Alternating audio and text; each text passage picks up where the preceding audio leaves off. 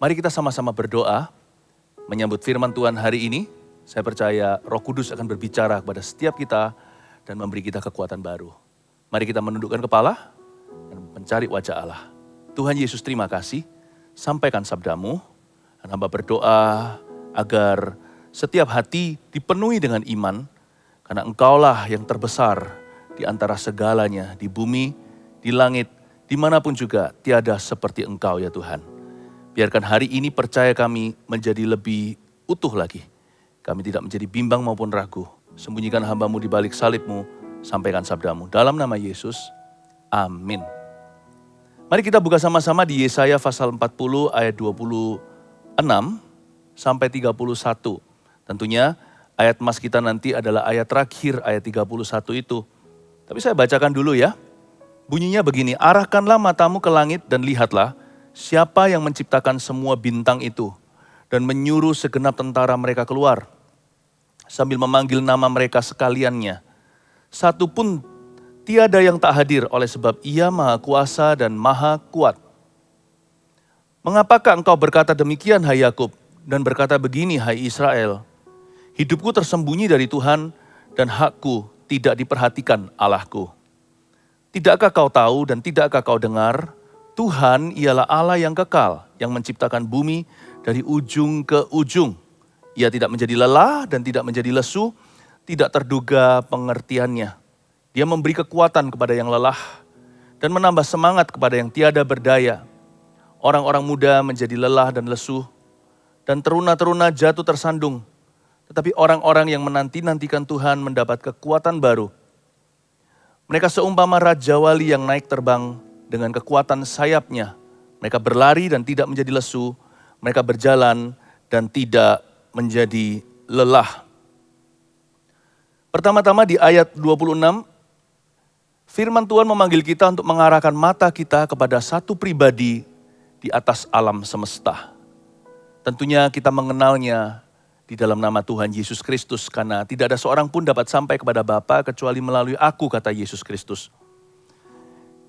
Saya percaya Tuhan sedang mengingatkan kita, kalau kita ragu dan bimbang, kita melihat kepada sesuatu yang lebih besar dari hidup ini dan segala tekanannya, segala persoalan dan problema. Ada sesuatu yang lebih besar di dalam alam semesta, suatu kesaksian di langit-langit di atas. Ya Tuhanku, bila ku memandang langit dan guruhmu, jika ku mendengar halilintar, kalau ku lihat ciptaanmu, how great thou art, ajaiblah Tuhan. Arahkanlah matamu ke langit, disuruh lihat ke atas. Dan lihatlah siapa yang menciptakan semua bintang itu. Dan menyuruh mereka segenap tentara keluar sambil memanggil nama mereka satu persatu. Satu pun tiada yang tak hadir oleh sebab Ia Maha Kuasa dan Maha Kuat. Ketika hati kita lemah, waktu kita tidak berdaya, jangan cari kekuatan di dalam dirimu sendiri. Orang-orang dunia berkata begini, there is a hero in you, ada pahlawan di dalammu. Sesungguhnya Alkitab mengatakan bahwa di dalam kita ini tanpa Kristus, kita bobrok, kita bangkrut. Kita gak bisa berbuat apa-apa di luar Tuhan. Jadi jangan cari sesuatu dalam dirimu, karena manusia itu notabene sudah jatuh. Jangan taruh percaya pada daging dan darah. Kalau kita lemah, coba lihatlah alam semesta. Kalau bumi masih berputar pada porosnya, berarti Tuhan belum selesai dengan ciptaannya, termasuk Anda dan saya, ciptaannya yang paling mulia. Arahkan matamu ke langit, lihatlah kepada sesuatu yang lebih besar.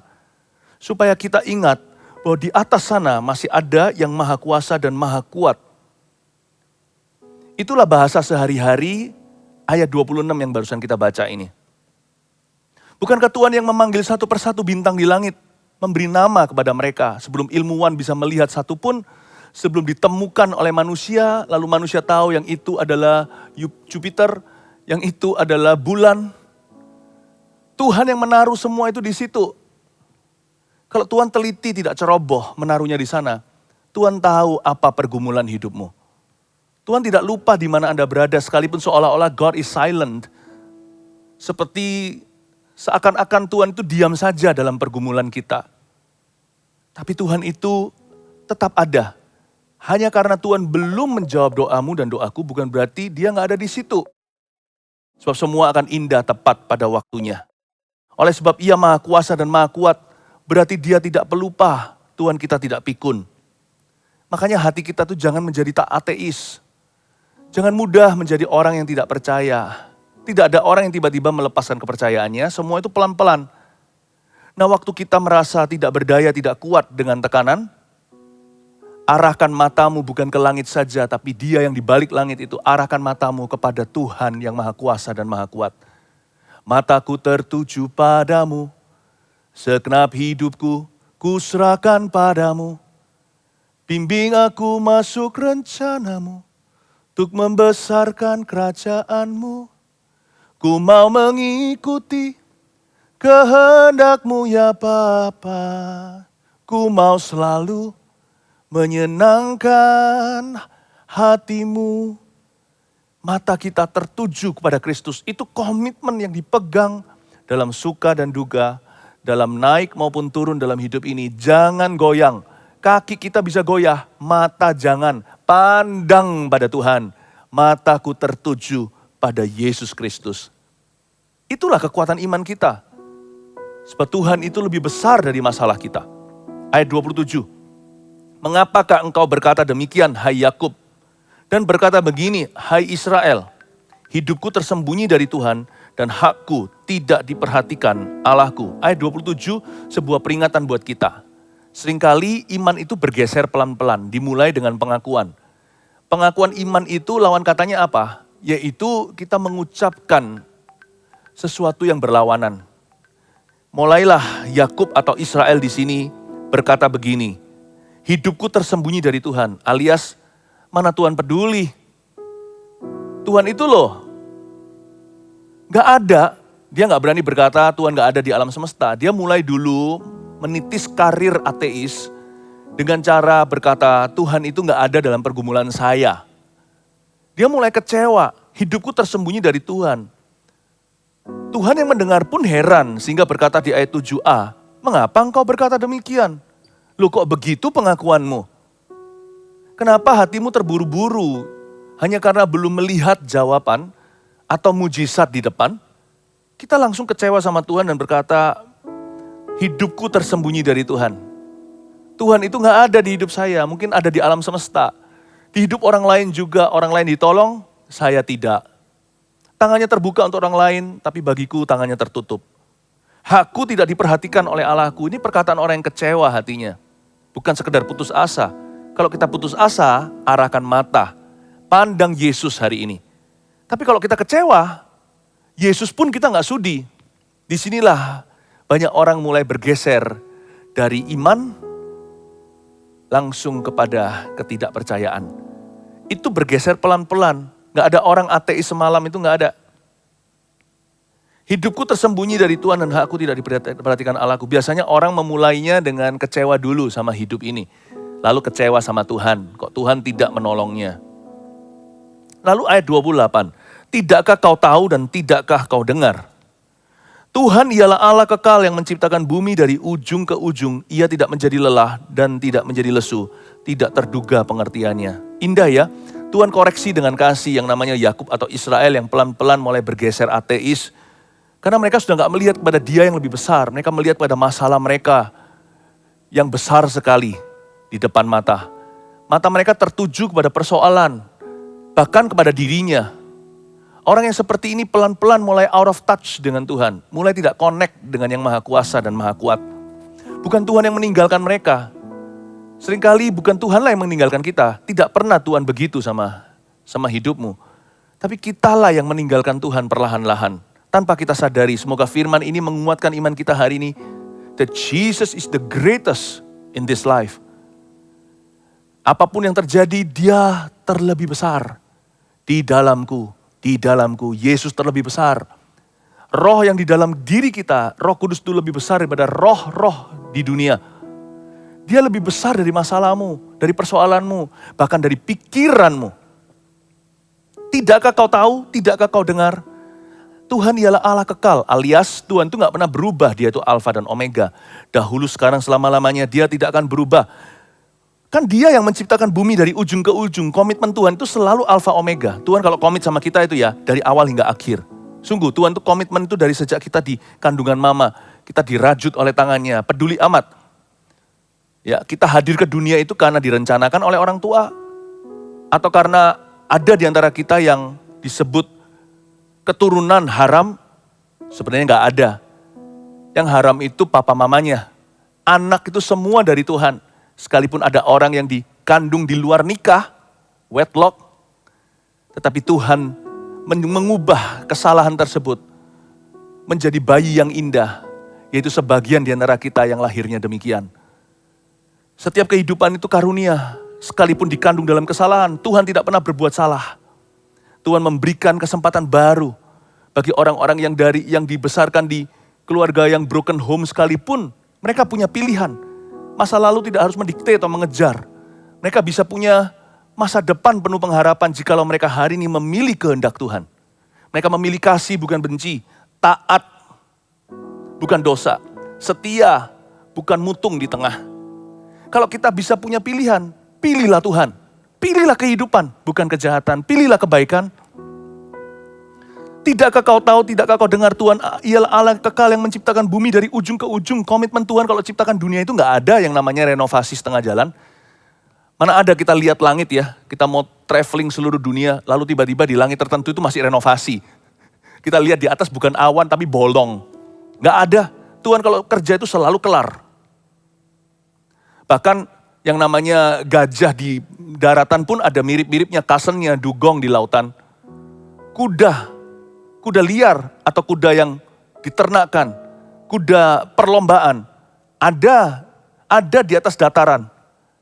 Di atas daratan yang kering ada kuda, di dalam laut ada kuda laut. Tuhan kalau kerja itu ekstra-ekstra, gak pernah setengah jalan. Kalau Anda dan saya ragu apakah ada Tuhan, coba lihat ciptaan. Gak mungkin yang namanya ini semua karena tabrakan meteor. Kalau kita lihat langit sekeliling kita perhatikan, ini ada maestronya. Ini betul-betul ada mastermind-nya. Ada blueprint-nya ini. Semua ada blueprint-nya. Pasti ada perancangnya, ada desainernya. Ada arsiteknya dunia ini. Dan fakta bahwa bumi masih berputar pada porosnya, kita nggak semuanya lenyap di angkasa. Bayangin kalau nggak ada gravitasi, kita semua mati. Fakta bahwa masih ada oksigen terus berjalan. Bukan lagi dalam bentuk tabungan yang mahal-mahal sekali orang untuk beli nafasnya. Tapi Tuhan kasih cuma-cuma. Coba pikirkan kalau kita ragu. Apakah ada Tuhan? Allah kita itu kekal. Kita mau mikir apa tentang dia nggak berubah. Kita percaya atau nggak percaya Allah itu ada, Allah itu baik atau tidak. Dia tetap ada, dia tetap baik. Dia menciptakan bumi dari ujung ke ujung. Pekerjaannya selalu tuntas. Tuhan ialah Allah yang kekal, yang menciptakan bumi dari ujung ke ujung. Tuhan lagi koreksi Yakub, Tuhan lagi koreksi Israel yang mulai pengakuannya ngawur. Karena seringkali pengakuan mulut kita itu kan connect dengan hati. Apa yang di mulut itu dari hati. Jadi kalau hatinya udah pahit, menusuk-nusuk di dalam jiwa, biasanya keluar di mulutnya juga pengakuan-pengakuan yang bitter. Pengakuan-pengakuan yang sifatnya kepahitan dengan Tuhan. Berapa banyak kita seperti itu sifatnya. Kita suka kepahitan dengan kehidupan, suka kecewa. Jangankan sama orang, bahkan sama Tuhan. Kelihatan kita profesional di luar, kerjakan banyak barang. Tapi di dalam ini rapuh orang berdosa. Kita itu kosong hampa. Di dalam diri kita itu loh, kita bahkan gak happy sama diri sendiri. Kita menyebut diri sendiri bukan orang yang bahagia, kita kejar kebahagiaan di tempat yang salah. Aku bahagia, aku happy kalau aku punya ini atau punya itu. Kalau aku bisa begini atau begitu. Tapi yang gak happy melulu, setelah itu semua berlalu, setelah dilampaui goal-goalnya, tetap ternyata di dalam dirinya ada lubang donat di hatinya. Bayangkan, kalau kita isi hati kita itu dengan Kristus, dengan Dia yang terlebih besar. Tuhan ialah Allah yang kekal, yang menciptakan bumi dari ujung ke ujung. Kalau kita tahu bahwa kita itu sangat penting bagi Dia. Kita itu sangat-sangat berharga. Kita gak akan cepat putus asa karena kita tahu Tuhan belum selesai. Karena di ayat 28b dikatakan Ia tidak menjadi lelah. Ingat itu. Dan tidak menjadi lesu. Tuhan gak give up on you. Tuhan tidak menyerah atas hidupmu. Namun demikian, jangan cepat-cepat ambil kesimpulan. Karena manusia itu otaknya hanya sebesar genggam tangan. Mana bisa ngerti alam semesta, apalagi memahami jalan-jalan Tuhan. Karena dikatakan di Alkitab, lihat di ayat 28 terakhir ini, tidak terduga pengertiannya. Makanya jangan terburu-buru putus asa. Jangan tergesa-gesa kecewa. Ia tidak menjadi lelah dan tidak menjadi lesu. Terima dulu dengan iman bahwa He doesn't give up on you. Dia tidak menyerah atas hidupmu. Dan tidak terduga pengertiannya, berarti jangan cepat-cepat menghakimi. Janganlah kita lekas-lekas menghakimi Tuhan. Hanya karena Tuhan sekarang seolah-olah belum bekerja di depan mata. Bukan berarti dia tidak bekerja di balik layar. Tangan Tuhan sedang merenda perkara yang ajaib dalam hidupmu hari ini. Karena dia adalah Allah yang berhati besar atas hidupmu dan hidupku. Ayat 29, dia memberi kekuatan kepada yang lelah. Dia kasih kekuatan kepada mereka yang gak punya. Jadi ini mulai dari nol atau minus. Tapi bagi orang yang kekuatannya sedikit, masih ada, dia tambahkan. Dia memberi kekuatan kepada yang lelah dan menambah semangat kepada yang tiada berdaya. Indah ya. Yang nol dikasih baru, dikasih kartu perdananya. Atau yang minus ditutup dulu hutang piutangnya sama Tuhan, diberikan a new start atau garis mulai yang baru. Tapi orang-orang yang imannya pas-pasan ditambahkan. Tuhan menambahkan semangat kepada yang tiada berdaya. Di sini ada dua dimensi Tuhan bekerja. He gives and He increases. Dia memberi lalu dia menambah. Carilah dahulu kerajaan sorga dan kebenarannya. Bukan hanya akan memperoleh kerajaan itu, segala sesuatu akan ditambahkan kepadamu. Tuhan kita itu bukan kurang-kurangan, kecuali kalau dosa dan sifat buruk kita. Atau kebiasaan lama kita. Tapi soal segala perkara, di luar dosa, Allah kita itu tambah-tambahan. Jangan ikut Yesus supaya jadi kaya, supaya jadi sehat lah, supaya bisa minta-minta dan selalu diberi oleh sorga. Bukan.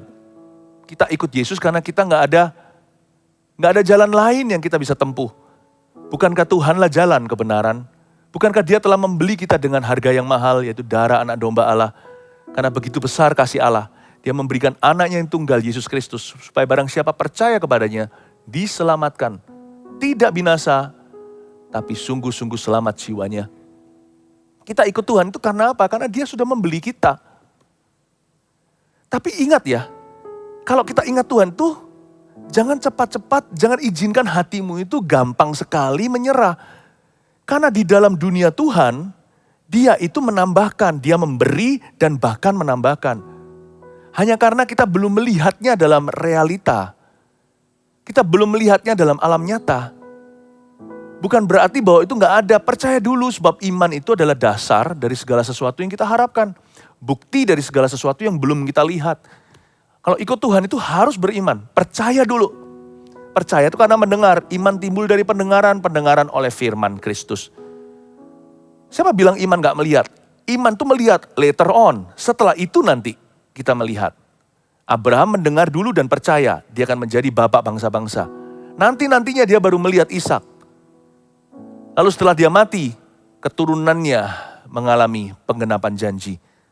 Tuhan kita itu tidak mengecewakan. Tapi kasihanlah orang-orang yang mudah kecewa. Sebelum waktunya tiba penggenapan itu, mereka udah lari dari hadirat Allah. Allah kita tuh besar. Kenapa kita ragu? Ayat 30, orang-orang muda menjadi lelah dan lesu. Dan teruna-teruna jatuh tersandung. Tetapi orang-orang yang menanti-nantikan Tuhan mendapat kekuatan baru. Indah ya. Mereka seumpama raja wali yang naik terbang dengan kekuatan sayapnya. Mereka berlari dan tidak menjadi lesu. Mereka berjalan dan tidak menjadi lelah. Jadi jangan lemparkan handuk putih di tengah-tengah turnamen pertandingan. Banyak orang itu, tidak sedikit di antara kita itu punya kebiasaan begini loh. Dikit-dikit quit. Berat dikit menyerah. Tunggu sedikit berdoa, hidupku tersembunyi di hadapan Allah. Tapi orang muda bisa menjadi lelah dan lesu. Teruna-teruna bisa tersandung ayat 30. Tapi orang yang menanti-nantikan Tuhan, mendapat kekuatan baru. Kata menanti-nantikan Tuhan di sini itu kunci. Gimana kita bisa kuat sampai akhirnya dan mengalami penggenapan janji. Yaitu kalau kita berpegang teguh pada Tuhan. Kata menanti ini bukanlah suatu kalimat pasif. Menanti itu berarti menunggu, melipat tangan, dan tangan di dagu seperti ini tidak berbuat sesuatu. Bukan, menanti di sini itu kata aktif, bukan kata pasif. Arti menanti di sini itu adalah lakukan aktivitas rohani yang menguatkan imanmu.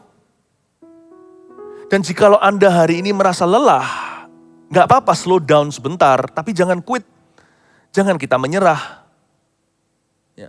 Kita boleh pelankan, namun jangan izinkan hatimu lari dari hadiratnya. Ada waktunya kalau kita itu menanti Tuhan, saat-saat tertentu kita bisa nyanyi dalam hadiratnya. Tapi ada orang tertentu, ada orang-orang yang datang ke gereja dalam kondisi hatinya gelisah. Dia gak nyanyi apa-apa, tapi menangis sepanjang pujian. Itu juga menanti Tuhan loh. Sekalipun dia gak bisa memuji seolah-olah, tapi dia gak lari dari hadirat Allah. Dia tetap datang ke gereja. Atau kalau di rumahnya sendiri, saat-saat yang dia telah tentukan tiap hari dia dedikasi itu menjadi saat teduh pribadi. Dia gak bolong hari itu hanya karena masalah hidupnya berat atau tekanan yang dia rasakan. Dia tetap masuk hadirat Tuhan, cuman gak seperti biasanya. Biasanya dia bisa ceria, memuji-muji Tuhan sambil mendengarkan lagu. Atau dia main gitar sendiri. Atau dia dengarkan him-him, lagu-lagu pujian yang ada. Tapi kali itu dia gak bisa partisipasi karena dia berlinang air mata. Dia mengerang seperti Ibu Hana yang meminta keturunan, akhirnya diberi Samuel, bukan? Dia mengerang komat kamit mulutnya. Itu pun menantikan Tuhan. Susah iya, susah nyanyi mungkin. Tapi tetap arahmu ke arah Tuhan. Jangan arahnya menjauh seperti Yunus. Malahan melarikan diri Tuhan suruh ke Niniwe. Dia malah perginya ke lawan sebaliknya. Dia pergi ke lawan katanya. Jangan lari. Lawan kata menanti itu lari. Lawan kata menanti itu bukan gak sabar. Lawan kata menanti itu lari. I am better stuck with Jesus than going away from Him. Saya lebih baik stagnan dengan Tuhan. Ya, di sini mungkin stalemate. Seolah-olah saya skakmat. Saya mendingan tetap di sini, dungu seperti hewan, namun aku tetap di tengahmu. Namun aku tetap di dekatmu maksudnya. Saya tetap berada dengan Tuhan, stagnan gak apa-apa, lebih baik daripada lari 1000 hari di tempat lain, apalagi di rumah orang fasik. Menanti itu berarti bertahan. Menanti itu berarti menyeret kakimu untuk ke arah Kristus. Sekalipun seluruh perasaanmu tidak menginginkan itu terjadi, malah ingin lari. Menanti ini berarti melakukan aktivitas rohani. Sekalipun kadang-kadang aktivitas rohani itu nggak terasa seperti aktivitas sama sekali, nampaknya nggak demikian. Saya nggak bisa nyanyi, saya nggak bisa doa hari ini. Tapi tetap di hadirat Allah tuh, menangis terseduh-seduh, itu juga aktivitas. Tidak berbuat apa-apa. Namun demikian tidak lari dari hadapan Allah, itu berarti berbuat sesuatu. Itu bertahan namanya, itu menanti. Lebih dari itu, dengarkan firman Tuhan seperti ini. Bukan hanya dengar lagu puji-pujian. Ada waktunya kita bisa baca Alkitab dapat sesuatu sendiri. Harus sih ya, buat komitmen punya hubungan pribadi dengan Bible ini. Tapi ada saatnya juga, waktunya dari waktu ke waktu bisa tiba. Kemungkinan Anda tidak bisa membuka Alkitab dan dapat sesuatu karena Anda lagi gelisah, gundah gulana. Mungkin lagi kalut hatinya. Nah seperti ini, mendengar firman seperti ini yang diolah oleh orang lain, seorang hamba Tuhan. Seperti yang saya lakukan. Itu keluar rema-rema. Keluar yang namanya makanan rohani. Mana di padang gurun itu. Anda tinggal memungutnya. Tidak usah susah untuk mengolahnya sendiri. Anda tinggal memungut dari tanah. Asal ada rendah hati, mudah diajari. Mana itu tinggal diambil. Tinggal dipungut saja, dimasukkan ke dalam perbendaharaan. Lalu dimakan. Luar biasa Tuhan itu selalu menguatkan umatnya. Tuhan gak pernah membiarkanmu yatim piatu. Menanti itu juga bisa memberikan diri untuk dilayani. Kadang-kadang kita bisa berkata pada teman kita, doakan aku ya. Nah kalau setiap kali ketemu hanya doakan saya, orang begitu sesuatu yang salah. Tetapi dari waktu ke waktu jangan Anda sungkan kalau Anda butuh didoakan, bilang sama orang yang berhak mendoakan Anda. Orang-orang yang bisa dipercaya, mereka yang sudah lebih dewasa iman. Please, doakan aku. Itu juga menanti-nantikan Tuhan. Tapi jangan lari dari hadiratnya, lalu kembali ke dosa lama, mabuk-mabukan, untuk lupakan masalah. ya kan? Lalu pergi ke clubbing, kenapa? Biar di tengah-tengah hura-hura, di tengah hura-hura kita bisa lupa. Jangan lupa loh, setelah pulang masih ingat lagi masalahmu. Semua aktivitas duniawi itu percuma, tidak membawamu maju dalam persoalanmu. Tidak juga menuntunmu ke arah solusi. Dia bukan bagian dari solusi. Aktivitas beginian bagian dari masalah. Semua itu sia-sia. Aktivitas yang begini itu merugikan. Malah membuat kita putar-putar di padang gurun lalu mati seperti bangsa Israel 40 tahun di padang belantara. Menantikan Tuhan itu pilih-pilih activity. Pilih-pilih apa yang berguna, apa yang rohani, apa yang membangun imanmu. Karena orang ateis gak semalam. Biasanya setelah dia kecewa di hati, mulai di pengakuannya salah, kemudian dia mempertanyakan Tuhan. Setelah dia mempertanyakan Tuhan, kekuatannya pun dia pun mulai lelah, mulai lesu, kekuatannya mulai hilang. Dulu kekuatan sisa sedikit pun mulai bocor semua, tinggal nihil. Lalu salah pergaulan. Wah, seolah-olah sudah jatuh, ketimpa tangga. Seperti keluar dari mulut singa, masuk mulut buaya. Udah gak ada jalan keluar dari masalah, masuk ke dalam masalah.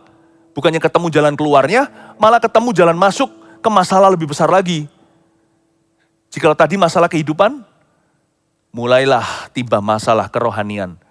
Karena dia disambut tangan oleh pergaulan yang salah. Karena firman Tuhan berkata, pergaulan yang salah merusak kebiasaan yang baik. Menanti-nantikan Tuhan itu harus dengan orang yang tepat, di lingkungan yang tepat. Jangan beri diri kepada pihak-pihak yang tidak bertanggung jawab. Jangan berdiri. Jangan berdiri di jalan orang berdosa. Jangan duduk mendengar nasihat orang fasik. Maupun makan bersama dengan pencemooh. Bukan berarti kita eksklusif. Bukan berarti kita itu menjauhkan diri dari orang-orang sekeliling kita. Enggak. Tapi pilih-pilih siapa yang bisa berbicara ke dalam hidupmu. Pilih-pilih siapa yang bisa menguatkanmu ketika imanmu lemah atau hampir habis sama sekali. Salah pilih bisa fatal akibatnya. Maka itu menanti-nantikan Tuhan kadang-kadang bukan sendirian. Menantikan Tuhan itu pasti juga bersama dengan saudara seiman. Minta tolonglah kalau Anda tidak kuat. Sebab ada yang lebih besar yaitu Tuhan. Bahkan ada yang lebih besar daripadamu yaitu orang yang lebih dewasa, rohani. Atau mereka yang lebih kuat imannya. Bahkan ada orang-orang yang sudah pernah lalui atau alami apa yang sedang Anda gumulkan. Dan mereka sudah mengalami kemenangan. Ada kesaksian oleh darah anak domba Allah, oleh kesaksian kita, iblis dikalahkan. Jangan cari iblis malahan. Nanti kesaksianmu dikalahkan. Cari di mana ada kesaksian. Orang itu kok bisa begini ya? Dia alami persis yang aku alami. Hanya dia telah mengalaminya beberapa tahun yang lalu. Atau beberapa bulan yang lalu. Orang ini menang. Aku mau belajar dari dia. Atau mungkin ada orang tertentu yang belum keluar dari masalahnya. Sama persis dengan masalah Anda. Tapi orang itu punya attitude atau sikap hati yang berbeda dengan dirimu hari ini. Aku mau belajar. Kenapa dia bisa beriman sama Tuhan? Kenapa dia bisa tetap teguh? Kenapa dia bisa tabah? Aku mau belajar dari dia. Menanti-nantikan Tuhan akan mendapat kekuatan baru. Ini janjinya. Mereka seumpama raja wali yang naik terbang. Dengan kekuatan sayapnya. Raja wali kalau terbang pertama-tama kan dia kepakan sayapnya. Tapi setelah itu lihat, gak terlalu banyak movement atau gerakan. Dia tinggal ulurkan kedua sayapnya itu yang gagah perkasa. Lalu dibawa angin, ya kan? Awal mula itu berat untuk take off pesawat. Tapi setelah dia di atas itu gak kerasa goyang sama sekali. Karena dia lajunya itu kencang sekali. Orang itu di mula-mula saja. Rasa berat bayar harga, tapi setelahnya gampang. Makanya itu perumpamaan Raja Wali dilanjutkan begini. Mereka seumpama Raja Wali yang naik terbang dengan kekuatan sayapnya. Lalu lanjutkan, mereka berlari dan tidak menjadi lesu. Mereka berjalan dan tidak menjadi lelah. Aneh ya. Kenapa kok berlari dulu baru berjalan? Orang kalau mau cepat kan jalan dulu, jalan cepat lalu lari sekencang-kencangnya. Ini enggak. Mereka berlari dan enggak menjadi lesu. Orang sprint itu 100 meter. Ya kan? Kalau olimpiade. Lalu nanti cetak rekor yang baru. Lalu ditembak di atas, door. On your mark, get set, go. Waktu dia lari kan sekencang-kencangnya. Take off pertama itu, dia melaju sekuat-kuatnya. itu berapa detik saja. Tapi setelah itu kakinya lebih leluasa. Langkah-langkahnya lebih panjang. Karena dia sudah melaju dalam kekencangan. Makanya itu lari itu mendahului berjalan. Mereka berlari tidak menjadi lesu, nggak kram kaki. Pesawatnya itu take off, nggak melorot ke bawah, itu bahaya. Mereka berlari dan tidak menjadi lesu. Tapi sekali mereka sudah jalan, mereka berjalan dan tidak menjadi lelah. Banyak orang itu menjadi ateis hati itu di saat berlari. Dia kram jiwanya. Lalu dia tinggalkan Tuhan. Padahal seharusnya kalau dia teruskan percaya, di titik tertentu dia tinggal berjalan. Sisanya hanya walking after you run. Setelah Anda berlari tidak menjadi lesu, tinggal berjalan dan tidak menjadi lelah. Today I will walk with my hands in God. Today I will trust in Him and not be afraid. For He will be there.